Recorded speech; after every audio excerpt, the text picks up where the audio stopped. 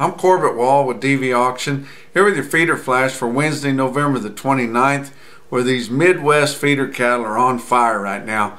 They've got a good offering of all classes of cattle. They got light calves that were born early in the fall that guys are tying into, still want some calves to background through the winter. They've got weaned spring calves, some of them big enough to go right on to feed, and some of those also being turned out and dry wintered. And then we've also got backgrounded yearlings in the Midwest, and a lot of those are still green on some stockpiled grass and just lightly supplementally fed, and those are kind of hard to find. But you know, we're starting to run out of cattle. There's still some big runs in the northern plains, but the winter's coming on up there. A lot of those cattle have been moved.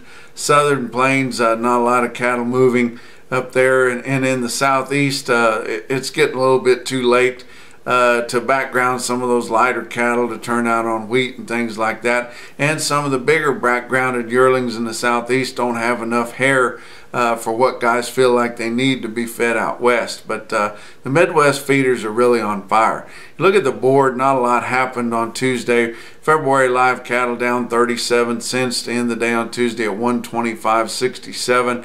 December spot live cattle down 17 cents at 119.65, and if that's any indicator, we're probably going to have a steady fat cattle market this week. January feeder cattle up a nickel at 154.50. The other out fronts were a little bit higher than that. Fats, nothing to really give any indication of what's going to happen this week. We haven't seen any sales at all so far. Your Fed Cattle Exchange has got less than 1,000 on slate for Wednesday morning, so probably not going to be an indicator there. And if nothing out of the ordinary happens the rest of the week, we're probably going to see a steady market somewhere from 118 to 120 happening this week. You look on the feeder cattle market, Western Video Market has a big sale in Reno, Nevada here on Wednesday. Over 20,000 head to be on offer there. You can view and bid those on dvauction.com or go to Western Video Market's website and tie into the same console there. Your feeder cattle market at the close of Tuesday, your real-time index late in the day was up quite a bit at 152.94, up $2.14, kind of recovering from a lot of those empty days that we had through the Thanksgiving holiday there. Big Tuesday sales, OKC West calf sale had 5,500 head. They said that the quality was on the plainer end, which lends you to think that a lot of those cattle were coming out of East Texas, North Texas, places like that. Many of them were quoted as thin. But the steer calves sold $1 to $3 higher. Heifer calves kind of a lower undertone.